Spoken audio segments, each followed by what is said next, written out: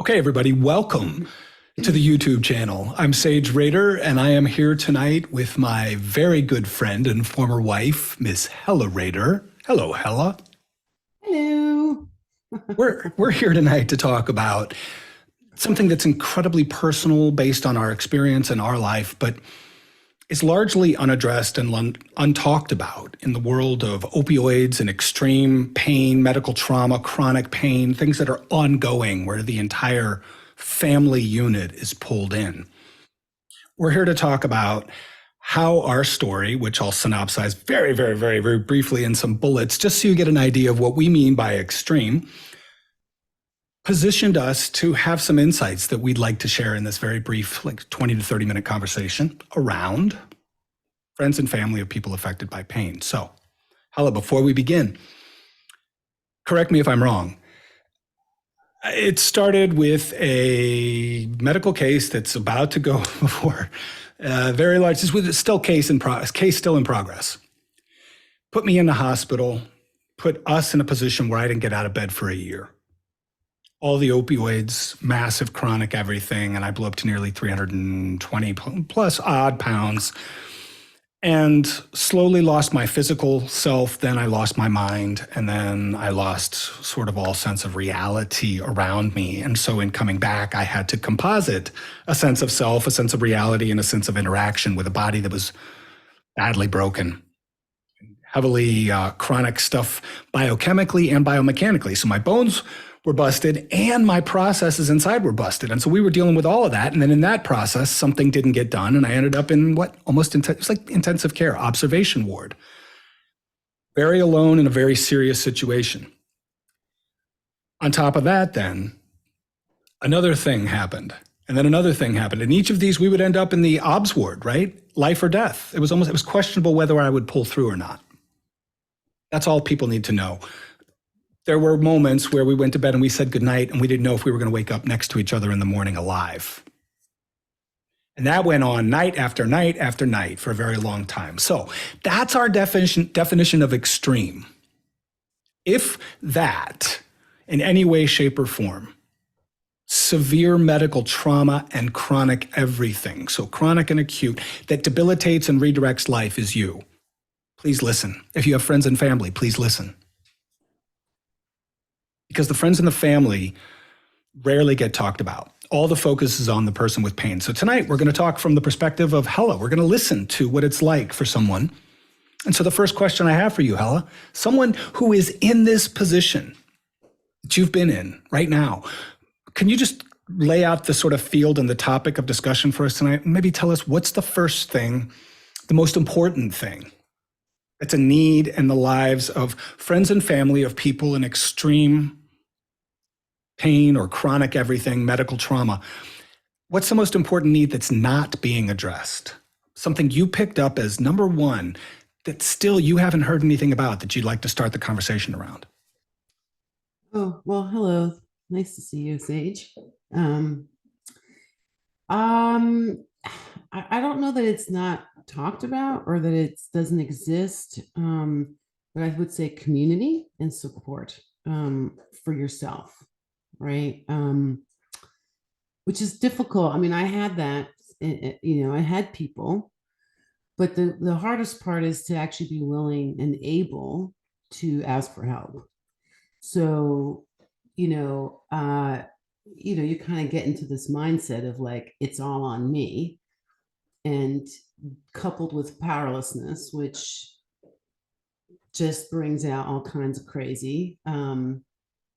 It's horrible to feel powerless. It's horrible to watch someone you love go through something and know that you can't fix it. Like, you know it intellectually, and it's enraging. So you need to take that somewhere. I mean, you don't need to, but ideally you take that somewhere, because otherwise that's a crusher. So I would say for sure, a community of people around you, or at least one person that you're calling. I don't, it doesn't have to be a whole posse or entourage or a mass amount. Like, you don't have to go find a bunch of people. if you don't already have them in your life, but at least one person that you can reach out to and ask for help. And ideally get connected to a community of people. And there are many different kinds of communities out there that, sort of can speak to this. They do exist, but for sure, reach out. Don't think you have to do this by yourself. And also, you don't, that's not required, and also it's not expected, and you're not going to be able to. I know I tried. So I mean, I know that because I tried. Even I, who know that and have a community of people, did a lot of that by myself, because you sort of just get into this, I just got to survive the day. And oh, that's little Harley back there in the background. What up, Harley? What up, Harley? He's like, what is it? Where's it? My camera time. But yeah, so I mean, I guess I would just say, you're not alone. And so just pick up the phone, which can feel really, I think, one of the hardest things for me, even to this day. Well, actually, that's not true. It's gotten a lot easier, but picking up the phone and asking for help and just saying, I need you to come over and spend some time with me, or I need you to come over and bring me some groceries, or I need you to come over and get me out of this house, or I need you to come over and sit in the house with this person if that's what's required for their care at that time, so I can leave the house. I mean, I did have that ability. I had people in my life who told me, you need to now leave the house and go do something for yourself. Yep. Right. And that's intellectually, your brain does not compute that, because you think you have to sit there and stay there. And if you leave, something terrible might happen. But it's that whole oxygen mask. Put the oxygen mask on yourself, because otherwise you just, it's too much. So I don't know. I was just going to jump in and say Moose. Moose was the guy. Do you remember Moose? Yes. Moose saved our asses, because Moose would show up and just be with me, watch a movie. Yeah. Yes. And allow you to go out and do what you had to do. Yes. And was a critical, vital part of the family. And yeah, I heard you say, go ahead. No, go ahead. No, and we had friends, early on. I think the other part is, early on we had, and this is not on them, right? But, early on when something like this happens, the meal train and people brought groceries or prepared food, which was awesome.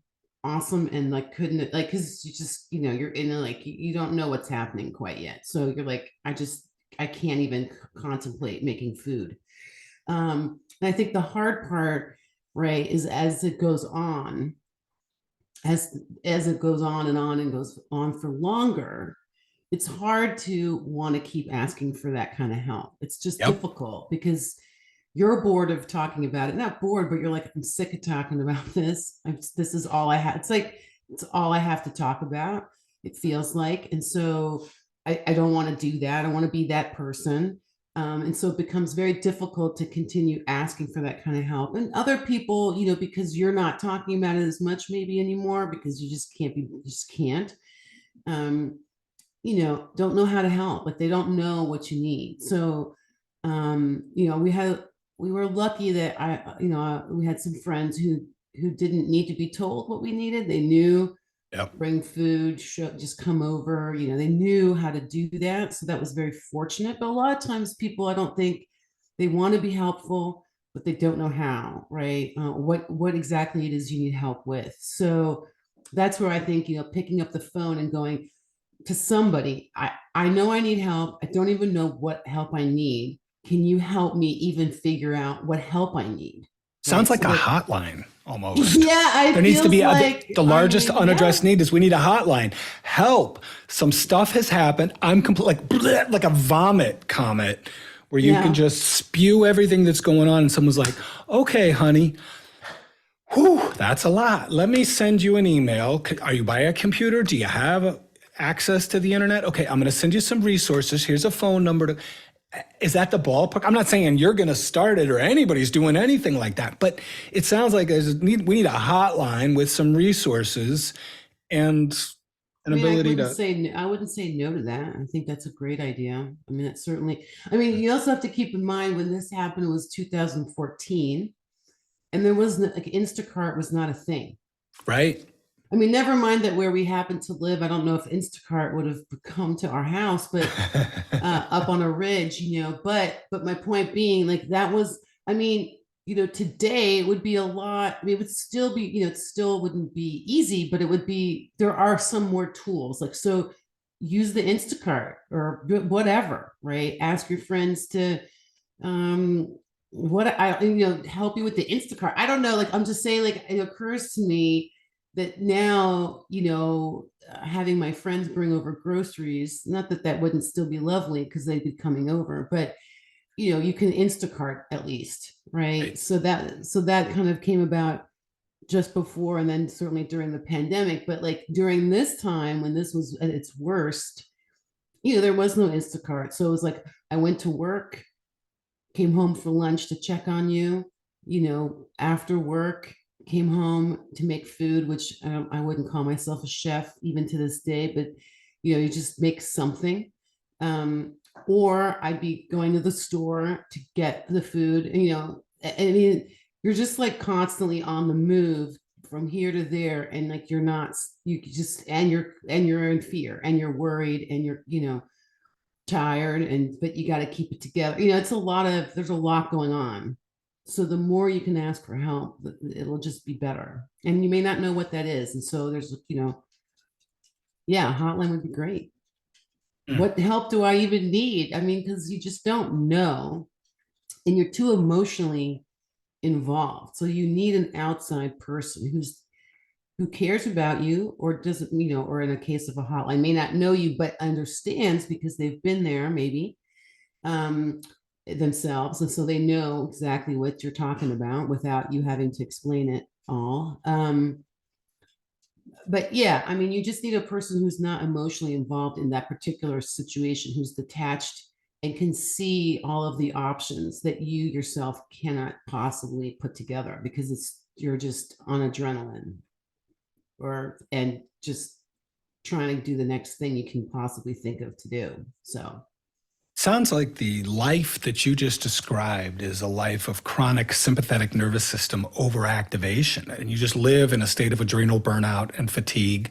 For those of you watching who are hip to the rest of the biohacking and other cellular regeneration and repair stuff, you were just in a constant state of teardown. You were around me, who was like the anti-light and love of the universe, in more pain. I mean, my story will be told. You watched it. yeah, I don't have a right to be here except there's some kind of design from somewhere, somehow, that I'm still following. Because it was extreme and it was nonstop. And from my perspective, I was watching you go through it, and I couldn't help you, and I knew I was the cause. And so there's a dynamic that is worked out there where two people or a small family, if you have kids, we didn't have kids. You got kids, and the kids see that. Now they are pulled in, dad and mom and everybody else in between is around, aunts, uncles, cousins. Then you add painkillers, because my pain was extreme. It was a failed fusion from the beginning. You saw all my pill jars, those journals where I wrote every single pill because the pain was so extensive for so long, and workers' compensation care was so garbage. They didn't care. It's to their advantage if you overdose and die.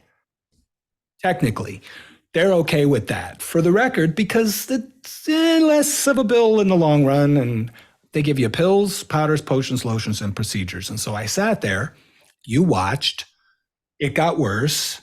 I watched it getting worse, and you experienced it. And that was the spiral. That's what we mean by extreme. And what you're talking about is a need for community and connection. And it's not being taught. I mean, there's a lot of community and connection for a lot of people now, but there's not a lot of overwhelming voice and support for friends and family who are perfectly healthy of people who are not. There's that for friends and family of a lot of other people who are sick and suffering. There's very little for people who went through what you went through. What would you say to someone who's just beginning that journey, that process you've just very generally lined out for us? What do you got for them? Um, Not to be nihilistic, but just pace yourself because it could take a long time. Why is that So, nihilistic? That's not nihilistic. no, I mean, it's not, I mean, we don't know how long it's going to take. I'm just saying, like, realistically, it's going to, it's a long, it can be a long and protracted journey. How long TBD, nobody will know. And, it could be 6 months, it could be a year, it could be beyond that, right? There's no way to really know. Either way, 6 months, a year is a long time in a situation like that in and of itself. So that's not short, right? But it can go on for longer. So, um, and certainly the recovery part, like true recovering from something like that, can take a very long time. So I would just say, don't, just set, lower your expectations, your bar way down for yourself, for the situation. Like, don't think like, oh, in a couple of weeks we'll be good. I mean, I did that. Like, the surgery and then it'll be fine, right? Like, uh, depending on the complexity of the injury and all of the stuff that goes on with that and the kind of care that is available, it could take who knows how long. So just know, like, this can take a while. And therefore, back to the first point we were talking about is, don't stop asking for help as it goes on, because it'll get harder. In my experience, at least, it was harder to ask for help as it went on for longer, because, like I said, for myself, at least, I felt like, ugh, like this is the last thing I want to keep talking about. And one more time, I'm the lady who needs the whatever, the blah blah blah, this, that, the other thing.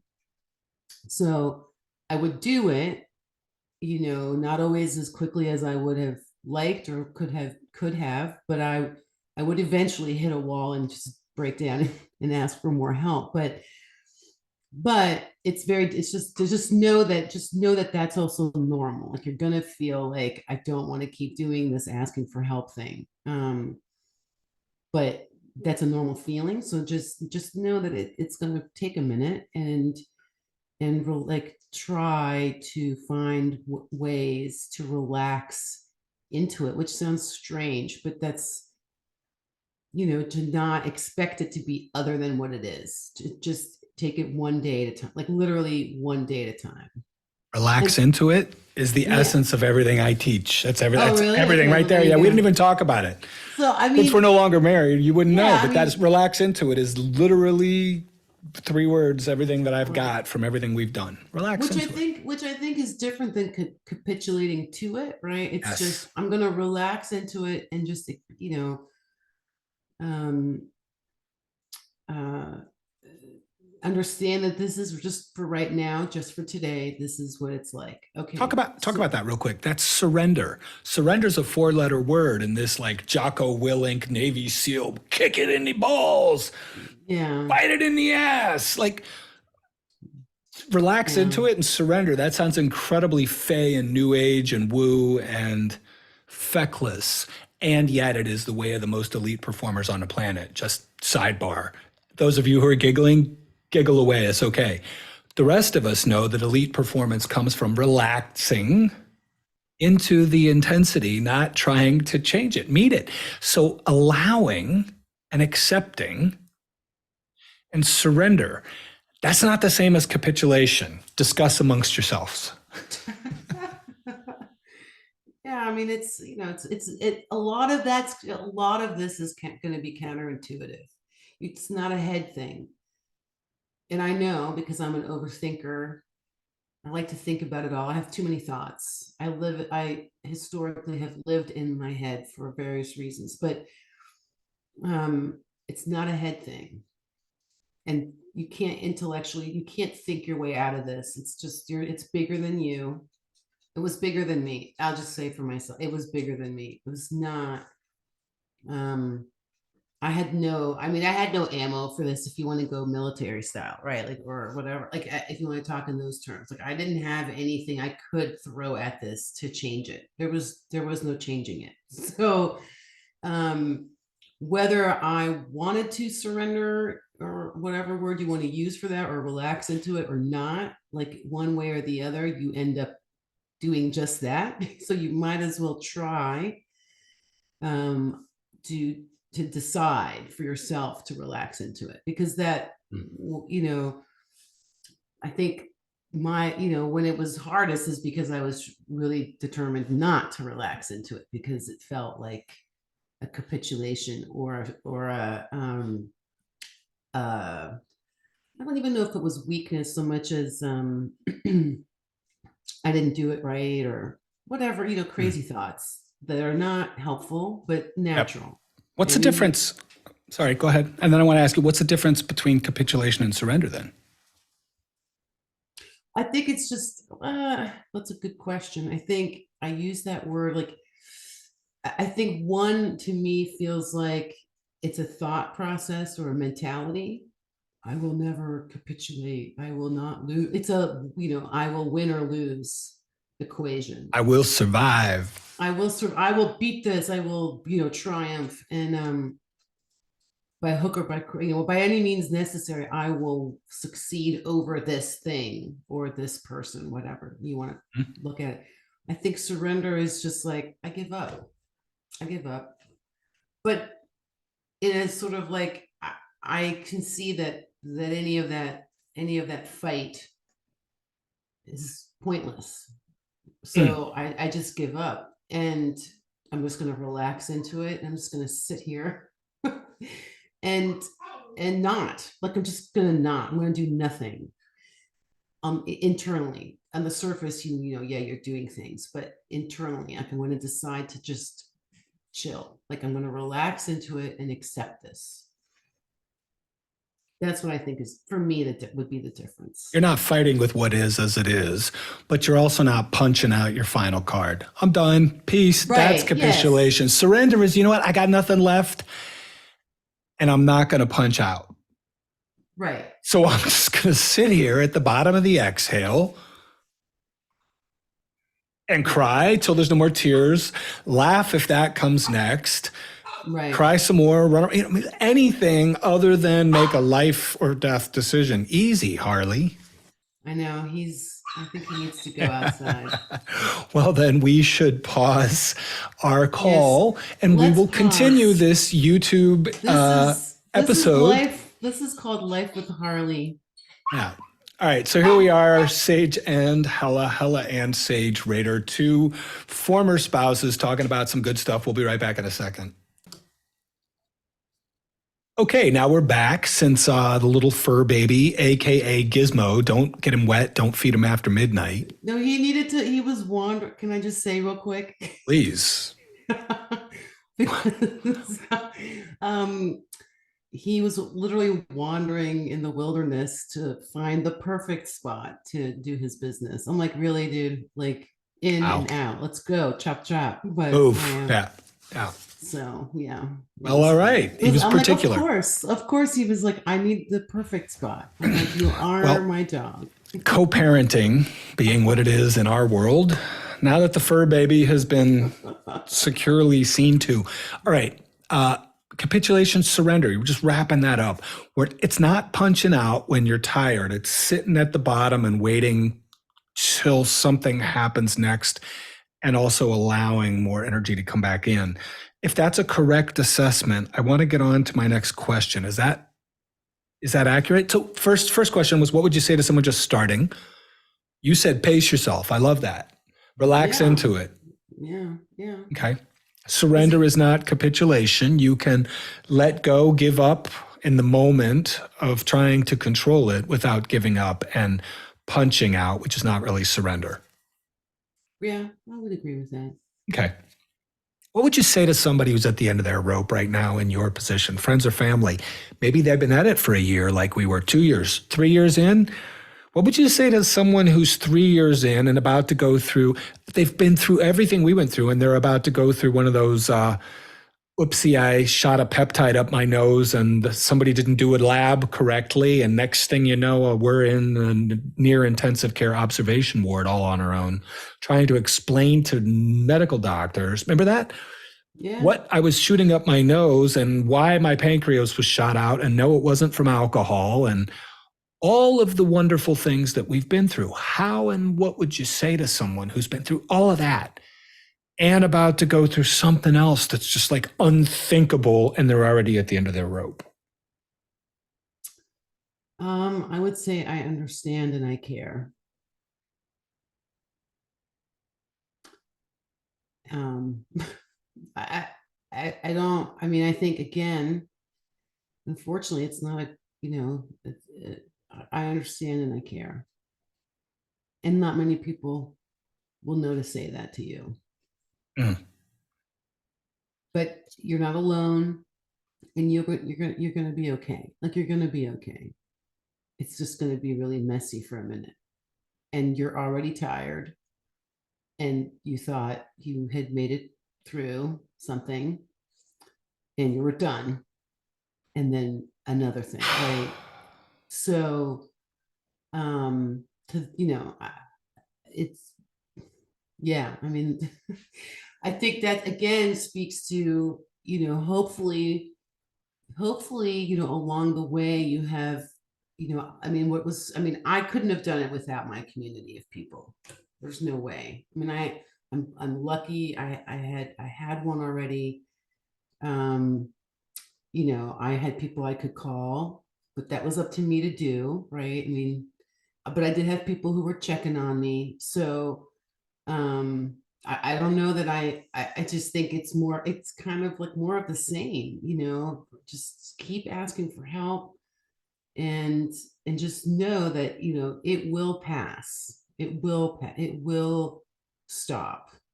um Again, just don't know when. you know um but yeah, I understand and I care. Yeah, Mm. I mean, I don't really know that there's a thing in that moment that um maybe besides that, knowing that. I think for me, the biggest thing is like I had the benefit of being able to talk to people who had cared for elderly parents or nursed other family members, more end of life type of situations with an elderly parent, right? Which is sort of even that, but I would say even that, like we all go, oh, that's what we do. It's really hard. It's the same difficulty you would have with a spouse or a child. Like I don't think it matters, Nope. who in your family is not okay physically, whether it's part of the normal cycle of life and they're elderly and aging, and now, it's exhausting. It's just exhausting. Like it's physically, mentally, spiritually, emotionally exhausting. So whatever you can do to offset that, right? As you're going through it. And I would say once you've been through it, like I think I was more exhausted after for like a good, I don't know, X amount of time. I don't even remember now, but you're more exhausted even after the fact, but certainly going so right, the more you can get creative and avail yourself of whatever your situation allows. I mean, it's not always financially feasible. That was the other, I mean, that's the other thing. I mean, it's very difficult to maintain your own self-care. So whatever you can do, even if it's a small thing, to maintain your self-care, right, I think is really important as well. And that's the last thing you're going to think about. I mean, it's the last thing I thought about. So finding ways to take care of you. And for me, the front line of that was just picking up the phone and telling someone else, like, I'm really struggling. And them telling me, I got you and you're not alone, was huge. It didn't do anything. I mean, like, practically speaking, it didn't help me in the practical sense, right? But just to know, like, someone else knows, they're with me, I'm not by myself in this. Like, I'm good. Like, okay, like, got it. It was hugely uplifting. And, then generally they would go, okay, well, what about this? Like, you could, right? They would help sort of give me ideas of things I could ask for um, to get help. But yeah, I would just say, just know that you're not alone. Like, you're not alone. Um, we're out here. We've been, and I find that it's just really helpful to talk with someone who's been there. Like I said, like I had the benefit of being able to call people who happen to have cared for aging parents and nurse them through their final years. And so we could even find the humor in some of this, because you gotta laugh. I mean, you have to, you don't have to, but it was really helpful to me to be able to laugh sometimes and say ridiculous things to them and know that they weren't going to judge me because they've been there. And so I could just say whatever the hell I needed to say to get it off of my chest or my mind. And then we would generally laugh about it because it was ridiculous 9 times out of 10. So I think, the sharing with someone else who understands and who's been there, and, the particulars don't have to be the same, who's been through it, I think is hugely valuable. It's just very valuable and important. And it was the thing that helped me get through it. Sounds like you found a friend in the dark. Yeah. I could summarize it. Find a friend in the dark. It's not going to Yeah. require you to be in the light, full of Yes. love, Yes. for them to love you and allow you to bask in theirs. Someone who will let you come in a little dark and dirty. Yes. Yeah. I would agree with that. Because it's not pretty. It's just not pretty. Well, none of it's pretty. It's just No. it's a messy, messy thing. And Mm-mm. and at a certain point, I just didn't care anymore about that. Whatever. At a certain point, you can't. You can't dress it up. There's no lipstick or wig for that pig. It's just a pig that you're now riding around town and everybody sees it. Yeah, pretty much. You could take it to the dance. This is Mabel. This is Ethel. No, that's a pig and you wrote it in. That's, oh, it's Tina. No. That's not your date. And a lot of people will try and put a wig on the pig, a little lipstick on the pig, try to pass it off like it's totally normal. And in a small rural town, ain't nobody buying it. Mm-mm. And so we have walked through what we've walked through, and the words you're sharing tonight are from hard won personal experience, not reckless speculation and book knowledge. No.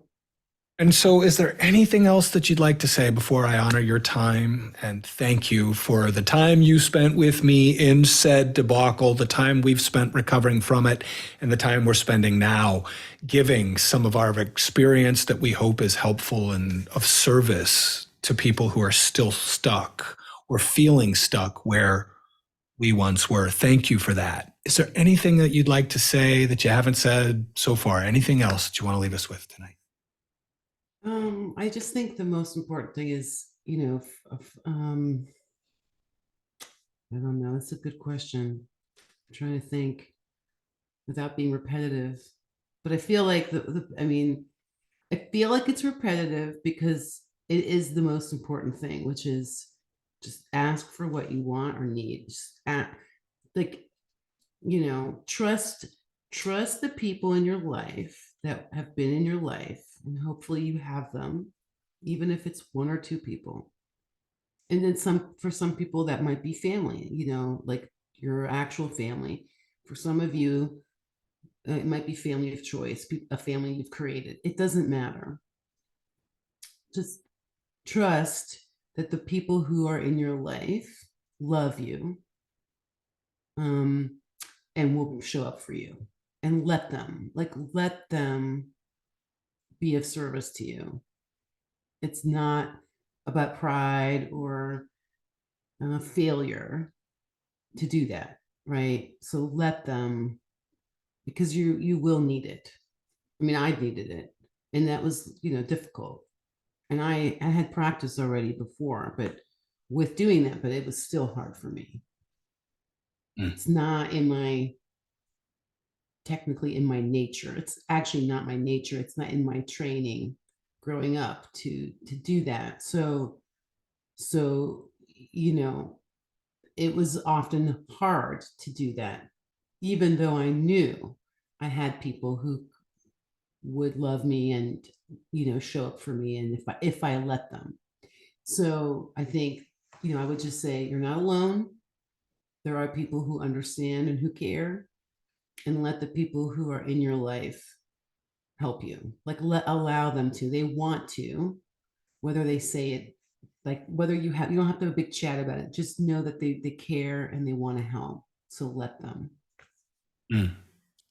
Good words. Thank you, Hella. Yeah. So there it is, everyone. A couple of conversational points around what is and isn't being addressed for people who are friends and family of people in pain. Moving forward, we'll probably have more conversations like this. Is where can people find you? Hella, where can they find you if they want to actually reach out, contact you? Maybe they're in a position just like you've described. As we move forward, do you want to give people a place to go where they can reach out, find you, and Sure. then Sure. Well, right begin a now, dialogue? right now, the best place is, I would say, on Instagram. Woohoo. And my handle is Hella at Hella.fabulous. Yeah, it is. Because At Hella.fabulous. That's right. So yeah, I mean, please feel free to reach out to me there. Be happy to answer questions or just be there to listen. I don't know, you know. Yep. But yeah. We can even have another conversation around some of the questions. Yeah. Please. I mean, And you'll also be able to leave comments, reach out to me. That's what this YouTube channel is for, so that there are these dialogue and conversation elements that are public, so that people can actually find out where, when, and how they can get their questions answered. So maybe we'll develop that further. Who knows? Anyway, thank you very much. Hello. Appreciate you. Appreciate your time. You're And welcome. thank you, everyone who's watching and listening. If you are a friend or family member, or you yourself are in extreme scenarios, medically, pain, discomfort, all the stuff that goes with it, just know you're not alone. We don't have a setup yet fully equipped to deal with the overflow. So there's no call to action here. We don't have an organization yet. Although I've got one ideated. I got the email, the .com, and all of that years ago, 7 years ago. I knew it was going to be a thing. It's not set up yet, but you can find Hella at Hella.fabulous. I'm at Sage.Rader, SageRader.com, NeuroAcrobatics.com, and soon to be breathertainment.com. You can also find me at Breath Church on Insight Timer once a month. My music is streamed wherever music is streamed. Have a beautiful rest of your evening, everyone. Thank you, Hella. Talk to you soon. You're welcome. Thanks. Bye.